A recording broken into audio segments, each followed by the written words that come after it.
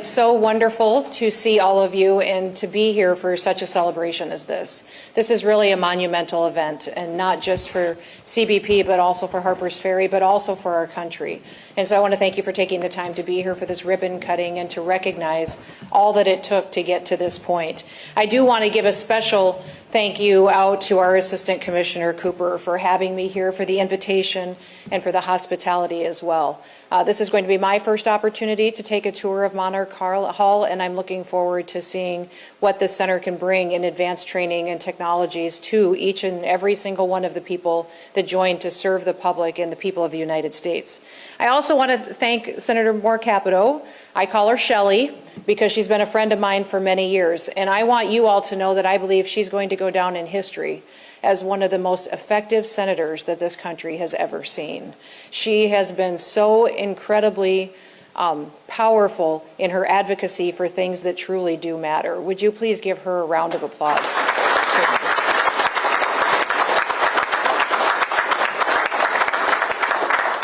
She doesn't just advocate for funding for this campus when she talks about Harper's Ferry and what this training center means.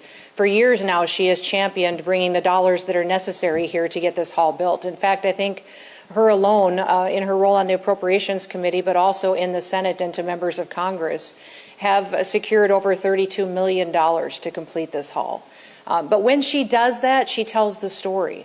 She tells the story of the men and women that will be here, that will train here, what it means for our country, what it means for our security and the ability of our families to be able to sleep and raise their children at night in a country where they're safe and where they can still pursue the American dream. I've been a long believer in the old proverb that says, what you see with your eyes, you carry in your heart. And I know that she does when she talks about this place, when she talks about West Virginia, and when she talks about what CBP means to this country as well. And also I want to thank Congressman Moore. I don't know of anybody else who got elected and hit the ground running harder and faster than he did. He works tirelessly not only for his congressional district, but also to make the House of Representatives a much more effective body. At days it can be challenging, I'm certain, which I'm grateful you're close enough to home. You can come home and detox once in a while. But I will tell you that when he stands up in a room and he speaks, people stop and they listen. And that rarely happens with members of Congress. When other colleagues are gathered together to learn about the facts behind a project or want to know for certain what truly is the situation that this policy will bring forth in this country, when Congressman Moore speaks, his colleagues listen to him, and he speaks with wisdom and discernment. So I want to thank both of them for being advocates of this facility and advocates of CBP and the work that they do every single day.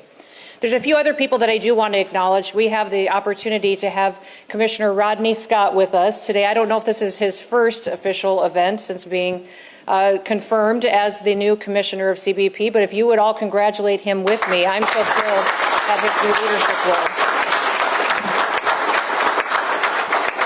It is not necessarily all that fun to go through a Senate confirmation hearing, but he did it, and he did it with grace. And I want you all to know that when I look at leadership here in this component, in this department, under the Department of Homeland Security, I turn to Rodney for leadership, and I turn to him to mentor other agencies. He is often someone who can speak with wisdom to somebody else that may not even be in CBP, maybe in a completely different department, such as USCIS or ICE or in FLETC, and he can give them wisdom and advice that helps them be more effective in the jobs that they have. So I am very grateful to have him willing to come back out of retirement kind of and hit the ground running and be ready to lead. But we do have somebody that is retiring, and that has been the acting commissioner, Pete Flores, and I do want to acknowledge him. I have never met someone who has served with such a steadfast consistency and care for the post at which he is responsible for than Pete. I haven't known him that long. I first met him when I was nominated for this position, but have gotten to spend hundreds of hours with him. And no matter what I said or did or decided, he looked at me and said, "Yes, ma'am, and this information might be helpful to you," and educated me and helped us make the best decision for our country. I've appreciated him more than probably he'll ever know. But if you do get the chance to spend some time with him, let him know how highly I think of him. We are grateful for his leadership. Also, thank you to Acting Deputy Executive Assistant Commissioner Cheryl Davies and Assistant Commissioner for Training and Development, Christopher Hall, and they have been absolutely fantastic for what they have done to lead our team and to commit to overtime. We all know that the last several years have been challenging, and with a change in administration comes many changes, but with those changes also comes a lot more work and a lot more time and dedication to get people back to securing the border to what President Trump has promised the American people, and back to doing the jobs that they needed to do in order to ensure we did that very quickly. They have put in overtime, and that has been absolutely fantastic to see their commitment. I also want to say thank you to the Advanced Training Center and Interim Director, Christopher Line, who has been amazing for the dedication of running the day-to-day operations of this center and the expansion, which continues to grow, and more people which will be inspired to come and to learn here and to serve here and to train here. I have long believed that when you invest in things, you show that you truly do care about them. For years and years, I was a children's pastor at our church. And when I first became our children's pastor, I also was farming and ranching and doing other businesses. But I remember having a conversation with our pastor one day saying it's really hard for me to hear people say that children are a priority when we don't put any dollars into the program. Where you invest your dollars is truly where your future is. And I believe that with this investment, now our church did, and he did, and it was fantastic. But what I would say is that when you see people invest and build, they're saying that they're investing in the people that will train here. And we face new challenges every single day in this country, new challenges that our agents and our individuals will have to be prepared for. And I believe that they will be prepared for them because of what we're doing here to make sure that we're resourcing and equipping them the way that we should. We have a critical mission, and I'm committed to making sure that we fulfill that mission and that we do it to the best of our abilities. Facilities like this provide the training that are necessary. I was raised by a dad that said consistently to me, Kristi, we don't complain about things, we fix them. And that is what we are doing today. We see challenges ahead in this country, new threats emerging everywhere, but we don't complain about them. We fix them, and how do we fix them? We fix them with men and women who love the United States of America, and we have trained and resourced and equipped them to meet those challenges head on. Now, we do have a bill that's coming before Congress I hope everybody will support that will be a necessary resource for CBP. That bill doesn't just have dollars in it to build a wall, which it will. It'll have over $46 billion in it, not just to continue building infrastructure wall, but to give us the surveillance and technology that we need to truly secure the border and every border, not just our southern, but our northern, our maritime borders as well. It also will provide $4.1 billion so that we can hire 5,000 new CBP officers as well as 3,000 new CBP border agents. It also gives us $2.7 billion to CBP so that we can have the surveillance technologies that we need, and another $1 billion for our vehicle fleet. It allows ICE to hire 10,000 new officers, which we cooperate every single day to secure our country. And it will also allow us to double our detention capabilities that may be necessary as we do our work. It also will address salary and bonuses, which I think is incredibly important. When you make sure that we take care of our people that work for us, we're taking care of their families. I don't know of anybody that can do their job with excellence if their family is in crisis at home. And that's the one thing that I want everyone who works with CBP to know, is that we've got your back, but we care about your family, and we care about your family's futures as well. One thing that I want to leave you all with today is to never lose sight of our priorities, of what our mission is. Our mission at the Department of Homeland Security is to secure the homeland with honesty, with integrity, and to do that in a way that best represents the United States of America. CBP has done that with excellence. They have done their job and overachieved anything to which I could have thought was possible in such a short period of time. This training center is going to allow us to do even more far into the future. So thank you for wrapping your arms around this facility and the people that will train here. Thank you to the chaplain for praying over this building and the people that will train here, that God's hand and that this hedge of protection will be over them. And I'm so honored that you invited me to be with you today to celebrate this. This is a special day, and it's a special day not just for CBP, but for our country. May God continue to bless you, and may God continue to bless this great country, the United States of America. Thank you.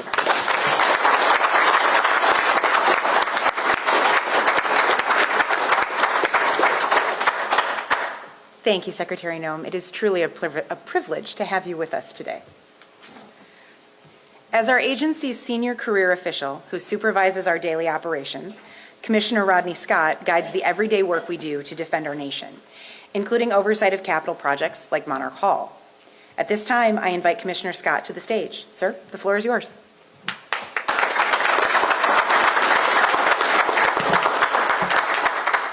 Good afternoon. I'm going to keep my remarks a little bit short, but I really do want to thank Secretary Noem for being here. Thank you for the support you've given us from day one and your investment, not just of time here, but time with the leadership teams. But your attendance here today means a lot to us and greatly appreciate it. Senator, I can't thank you enough. Congressman, I can't thank you enough for the support that you've given beyond this facility. But specifically today, I do want to focus on Monarch Hall and Advanced Training Center. But I think it's important to understand that we would not exist without Senator Capito's support, not just financially through appropriations, but the conversations behind the scenes, learning about our organization. I'm in a unique position. This is my first event, by the way. I'm in a unique position coming up through the organization where I got to see the senator come out in the field when I was a sector chief, and she just wanted to learn. I want to thank you for that, because that is really getting to know what's behind the curtain is the important part. There was prepared remarks for me up here, and I'm probably going to blow them off. That's kind of the way I usually do things. Because as I was listening and I was walking around, even talking to some people coming in here, I want you to know how important this facility is. Not just Monarch Hall. We're here to do a ribbon cutting on Monarch Hall, but can't even say it. Monarch Hall is just one more spoke in this wheel that CBP has of investing in its people, investing in its culture, so that we can provide America the best border security we possibly can, effectiveness and efficiency-wise. And I'm a product of ATC. So I kind of want to focus on that, I think, today a little bit. And I'm going to apologize for all the people that wrote my notes. I'm going to blow them off. But I want you to know that all the success in me becoming commissioner really does come back to this. But it's not, when you say ATC or Monarch Hall, it seems so singular. And I think we forget, because I had a list of people I'm supposed to thank here, and I'm going to highlight a couple of them. But for every name on this piece of paper in front of me, I've learned from being in this organization for years, there's countless people behind that individual that did the real work. As the commissioner, I'm going to get a lot of credit and a lot of criticism for a lot of things that other people do.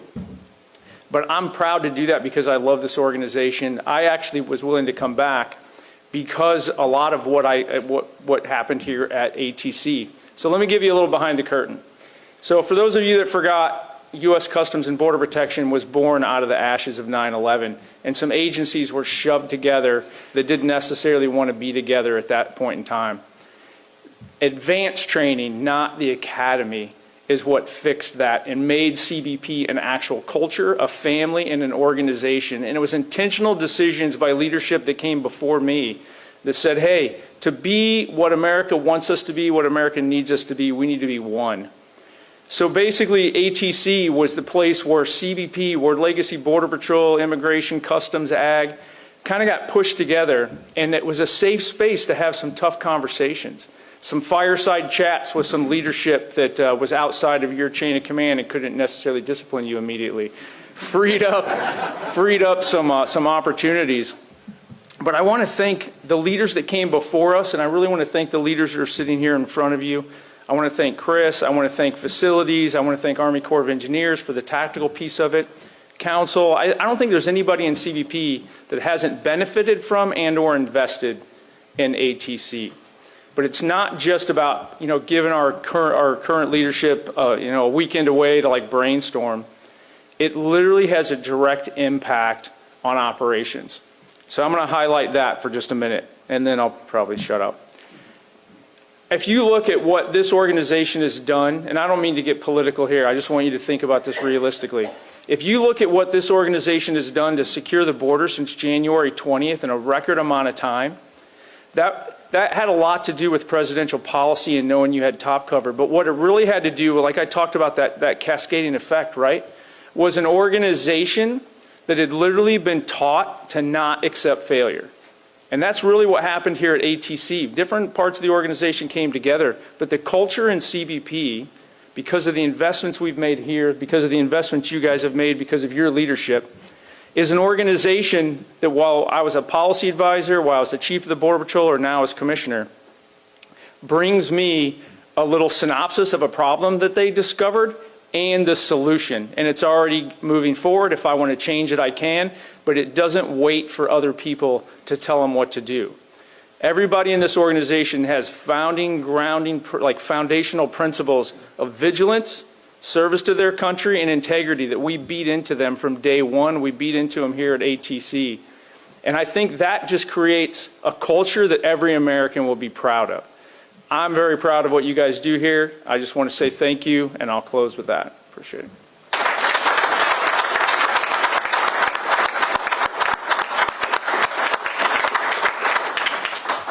Thank you, Commissioner Scott. Our next speaker is the Honorable Shelley Moore Capito, U.S. Senator from West Virginia. Senator Capito, a West Virginian through and through, has had a distinguished career of promoting excellence in West Virginia, be it through higher education or in the public sector. As former chairwoman and ranking member, and now current majority member of the Senate Homeland Security Appropriations Subcommittee, we appreciate Senator Capito's commitment to understanding what we do along the U.S. border and beyond, and for supporting our mission. We are again very thankful to have her help in securing the funding for this project when she was chairwoman. Without further ado, let's welcome Senator Capito.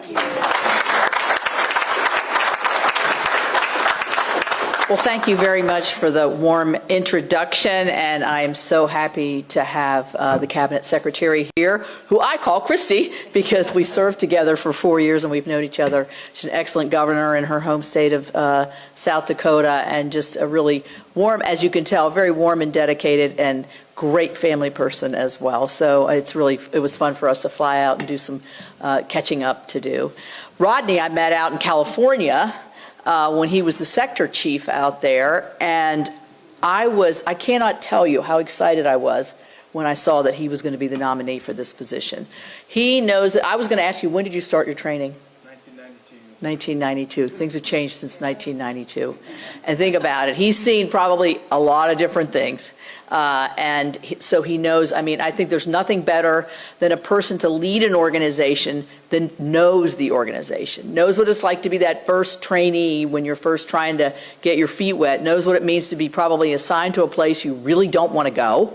How do you explain to your family, but also the different problems that are coming across the desk or out in the field. So Rodney, congratulations on your nomination. You're right, confirmation's not easy to go through, but you have a great mentor here. She's just terrific.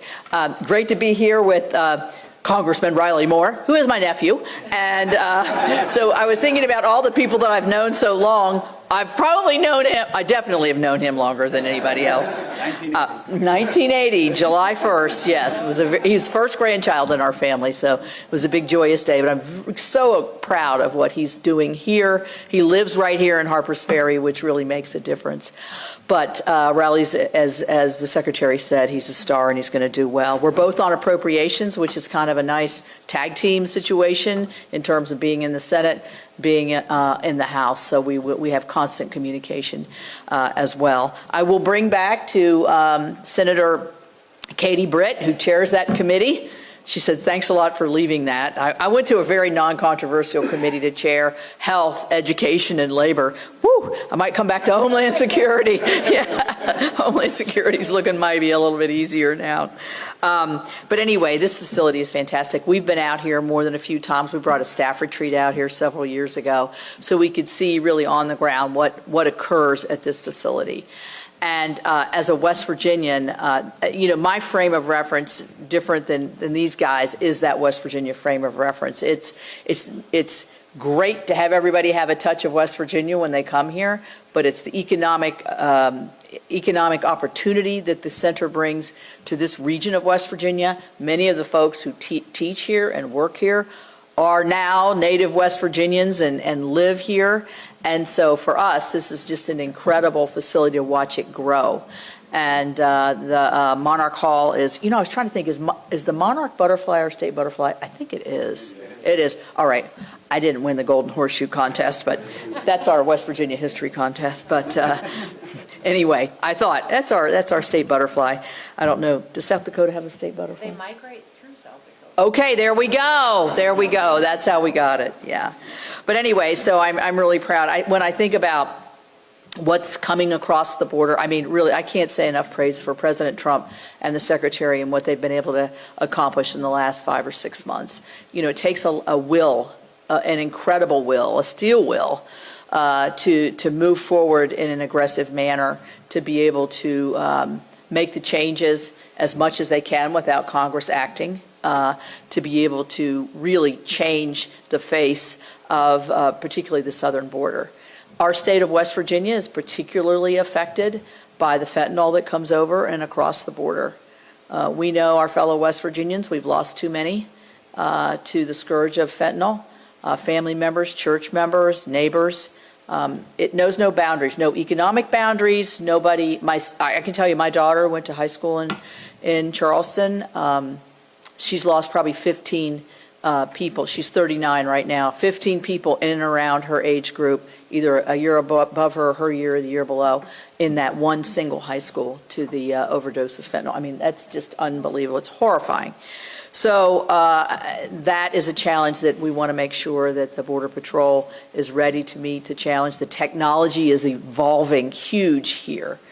And lastly, I'll say this. I'm getting a lot of kudos for bringing $32 million, which is pretty good. Senator Byrd would be very happy with that. But you have to remember, this is our money coming back to us. This is not my money, or honestly, don't tell President Trump, it's not the president's money. It is our money coming back to where our priorities are. As the Secretary said, we set our priorities and that reflects who we are. And so to have the training that we have here, to be able to have so many people touch West Virginia and be a part of West Virginia and always have a bit of West Virginia left in their heart, no matter where they go across this country, is a great thing for somebody who is a native West Virginian and loves it like we all love our home states. So thank you so much for coming out today. It's been remarkable that you would take the time. I was kind of fully waiting for her to cancel because of all of the other things that are going on. But I will see the best decision, besides the Secretary coming here, is whoever made the decision to not have this outside. Now, that shows you how smart everybody is here at the training center, because off that pavement, it'd be 100. Over 100 degrees probably. Anyway, I'm so proud of everybody. Thank you, and let's keep up the good work and make sure that we do as we want, and that's securing our borders and making sure that we can have that American way of life that we all love and cherish. So thank you all very much.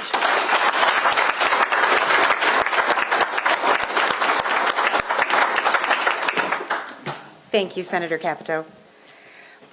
Our next guest is one of the newest members of Congress who represents West Virginia's 2nd Congressional District, the Honorable Riley Moore. So far during his tenure in the U.S. House of Representatives, Congressman Moore has worked tirelessly to further our nation's border security objectives. We appreciate his ongoing collaboration to keep America safe and his commitment to the President's objectives of keeping our borders secure and strong. We look forward to growing in our partnership with you, especially as the representative of this congressional district. Thank you for joining us today. And now, please help me welcome Congressman Riley Moore. Thank you very much. Feels like I was just here because I just was. I got to put on glasses. My aunt makes fun of me because I'm getting old. I got to wear glasses now. It's the way of the world. But no, it's great to be here. And Senator Capito was just touching on the effects of the border in West Virginia before I get into my prepared remarks. This is just last May, 2 miles from here, an illegal immigrant killed somebody in our community and burned her body. Just 2 miles from right here in West Virginia. It's really hard to believe, so it feels like every state is a border state, to be honest with you, with the effects that it's having on everybody. But on that somber note, I do want to say it's a pleasure to be back here at the CBP Advanced Training Center, to be part of Monarch Hall. That is kind of a tongue twister. Monarch Hall ribbon cutting. This new facility is crucial to expanding the good work of the CBP that's been ongoing here in West Virginia. I'd like to also start by thanking the hardworking men and women of Customs and Border Protection who work with little recognition sometimes. Certainly from my office they get that, but sometimes in the public they do not, and they very much deserve it for keeping our nation safe. So thank you all very much. I also want to extend my gratitude to Senator Capito, Aunt Shelley, who has used her position on the Appropriations Committee to secure this funding for this great facility that we have here. And I'm so proud to be the only freshman member of the House Appropriations Committee. And I look forward to working with the Senator and you all here at the Advanced Training Center to further expand and continue the mission. I'm also grateful, so grateful for Secretary Noem for being in Harpers Ferry, West Virginia. Thank you so very much. I live 5 minutes from here. Somebody told me last month, Secretary of Homeland Security is going to be 5 minutes from my house. I wouldn't believe it. But here you are. So thank you so much for being here today and your unwavering support for law enforcement, particularly CBP and the Advanced Training Center here in Harpers Ferry. The previous administration, though, certainly had no hesitation leaving the border wide open for the last 4 years and throwing our brave CBP officers and agents under the bus. Simply put, they just didn't let them do their jobs. And this has had grave consequences. Over those prior 4 years, millions of illegal immigrants poured across our border. This includes tens of thousands of special interest aliens who we know pose a national security threat to our country, including known terrorists that the previous administration gave free rein to cross the border and to disappear into the interior of this country.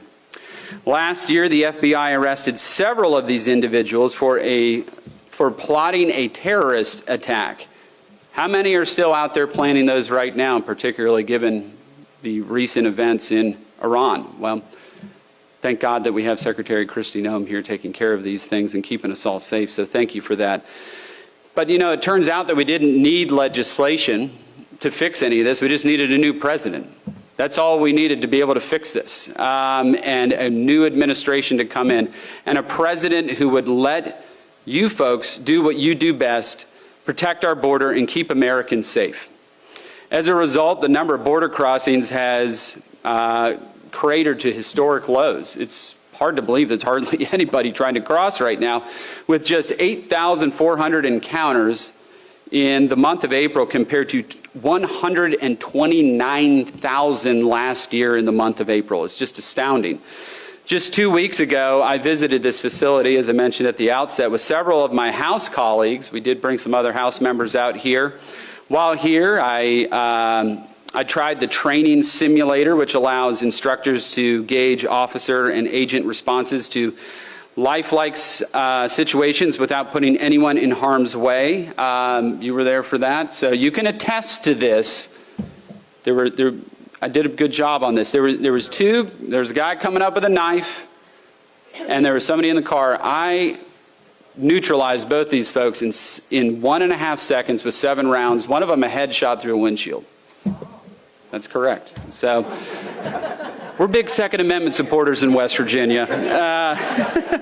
So I'd like to come back out to the gun range whenever you get some time. But it's a great simulator. It was very, very lifelike. And actually the simulator gun itself had the weight of like a Glock. It felt like an actual handgun and had a bit of recoil and all that, which I found very interesting. So thank you for that again. And I'm also, if you ever need any help out in the field, though, you know, give me a shout. I'll head on down. But I'm also excited to share that I will also be introducing legislation. We talked about this during our brief in the House to realize CBP's goal to swap parcels of land here currently owned by DHS and Interior, and hopefully get those additional 25 acres so we continue to grow this wonderful facility. Allow me to once again express my gratitude for the important work being done here at this facility and for the invitation to address you all today. Thank you so very much, and God bless you all.